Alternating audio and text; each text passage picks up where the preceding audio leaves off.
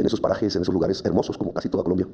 Y lo que vivían sus gentes humildes en general, 90-95% gente humilde, gente del campo, gentes de color negro en su piel, o indígenas, gentes del campesinado, una historia cultural riquísima en el occidente del Caribe, que es, entre otras, mi tierra, desde Apartadó hasta ahora que llegamos a Cartagena. La distancia entre lo que dice la Constitución y lo que pasó allí, en estos 33 años, un Estado social de derecho, en las palabras, un derecho de los seres humanos fundamentales, una garantía prometida de la garantía de derechos, con puntos suspensivos. Puso la Constitución casi en todas partes la palabra gradualidad, progresivamente. Creo que ahí hizo lo mismo una de las fallas. Progresivamente, después de 33 años, de una tercera parte del siglo, siguen siendo puntos suspensivos. En esas regiones no hay agua potable. En esas regiones la gente cuenta de muertos. Yo le llamo eso las marcas de la sangre. En esas regiones una de las señoras, nieta de conocí la historia, Feliciana Campos, afro, le quemaron 14 veces la casa. En ese pueblo, San Onofre, hay 3.000 desaparecidos y fosas comunes. Pueblo pequeño con 3.000 desaparecidos. ¿Qué puede suceder?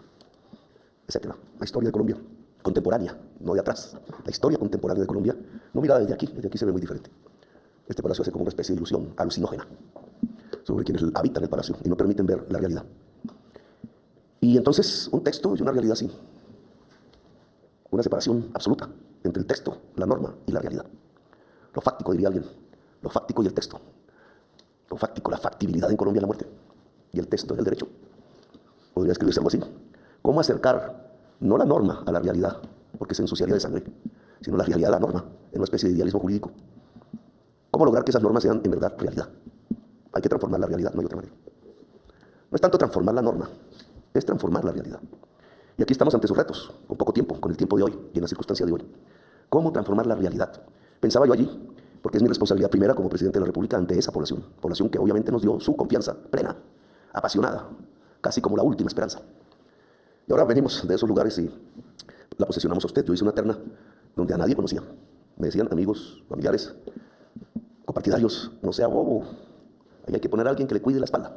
Creo que ha sido la frase que siempre se ha repetido en este palacio. Y creo que es uno de los desastres. Porque te cuide la espalda es meterse en la política. Es utilizar la fiscalía en este caso y la justicia en general para resolver el conflicto político. Para resolver lo que la política tiene que resolver. En el fondo, la sociedad. Yo decidí que no conocía a nadie, que era mejor plantear un proyecto de fiscalía. ¿Qué quiero como presidente y como ciudadano de la fiscalía? Una fiscalía que no persiga por razones políticas. Yo la he sufrido. Una fiscalía que le permita a la ciudadanía que exista justicia. La mayoría de la ciudadanía en estos temas desconfía de la eficacia de la justicia. Uno de los principales hechos de la percepción de inseguridad cuando se encuesta a la gente no es tanto que hay delito, que obviamente hace parte de la percepción de inseguridad, pero más allá, los problemas de la convivencia, el perro del vecino, el ruido y el equipo del sonido de la vecina, los problemas vecinales, la intolerancia entre la gente que vive junta, incluso dentro de la familia. Parte de la percepción de inseguridad es si llega el marido y me va a pegar. Lo mismo siente el niño y la niña. Pero la principal causa de la percepción de la inseguridad en Colombia es que no se cree que haya justicia, que la justicia vaya a operar. Y entonces un ciudadano piensa que la fiscalía debe servir para eso, para que haya justicia. Y eso implicaría, en mi opinión, una reforma a la justicia. Esos simples pensares de la gente, que en el fondo son las órdenes que da la gente a sus servidores públicos, porque es el pueblo, el soberano, dice el himno nacional.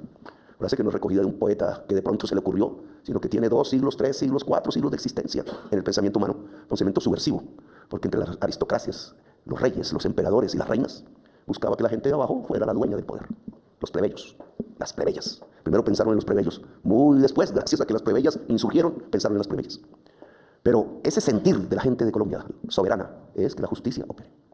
Entonces el proyecto que presentamos en esta terna es de gente que no tenga que ver conmigo en la política para nada. Obviamente tendrá sus ideas políticas como cualquier ser humano. Una terna que garantice que no le va a cuidar la espalda al presidente. Y por tanto el presidente tiene que ser recto y ético, porque se lo van a cobrar con cualquier desliz. Una terna de la fiscalía que pueda garantizar justicia y que no haya impunidad. Una terna de mujeres, porque queríamos que el poder en la fiscalía lo tuviera una mujer y que pudiera haber poderes femeninos dentro de la justicia. Se ha avanzado, pero usted hoy es la fiscala, no es la primera. Entonces tiene usted una gran responsabilidad ahí, la mujer. La mujer para cuidar la vida, que en este caso es cuidarla de quienes quieren extinguirla criminalmente. Una mujer que sea capaz de acabar la impunidad, que yo creo es el principal problema de la justicia penal en Colombia, no de las otras justicias. Y entonces ha sido usted al final de este ciclo escogida y tiene unos retos en los que nosotros queremos ayudar. En mi vida de parlamentario, casi al principio del año 2000, me ocurrió algo que yo no busqué, pero me llevó a prácticamente dedicar años y años de investigación parlamentaria como controlador político de la Fiscalía.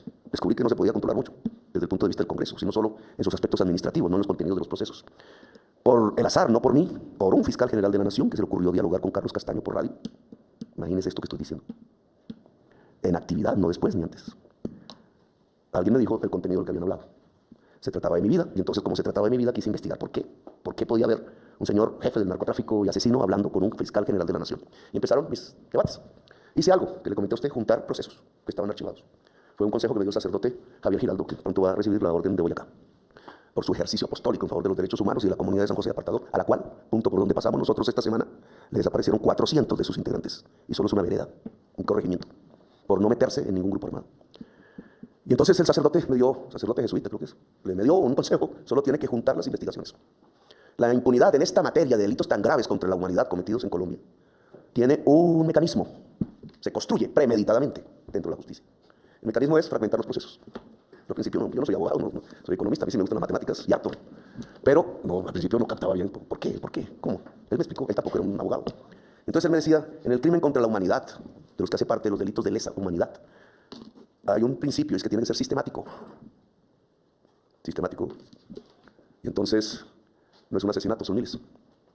Hay una distancia entre el asesinato y el genocidio, la cantidad. Si usted coge el genocidio y separa cada caso por un asesinato, primero, no descubre que es un genocidio, sino que son homicidios. Y segundo, no encuentra el culpable. Porque en cada proceso donde hay un homicidio, si acaso hay un testigo. Y si hay un testigo, lo asesinan. Entonces el proceso se archiva. Si se juntan los miles de asesinatos, no han matado a todos los testigos. Hay coherencias, hay sistematicidades. Ustedes saben más que yo. Se encuentran las evidencias de quién ordenó el genocidio, no de quién disparó sobre el asesinado. Yo hice caso del proceso y me aparecieron una serie de circunstancias, no las voy a repetir. Pero apareció la palabra parapolítica. Quienes ordenaban el asesinato no eran los generales, como decía la izquierda. Algunos sí. Eran los senadores. Eran los jefes de la política regional. Era un régimen de facto. No era la Constitución. No era el Estado Social de Derecho. Se había creado un régimen de facto que asesinaba al pueblo por una razón: concentrar la riqueza. Mala vida, toda, legal o ilegal. Y eso fueron los 30 años que hemos vivido. 100.000 muertos, dice la Comisión de la Verdad. Lo confiesan los paramilitares. Los que dispararon, confiesan. Ahora Salvatore Mancuso el último, no sé cuántos más dirán. Pero los que ordenaron disparar, aún le temen la verdad.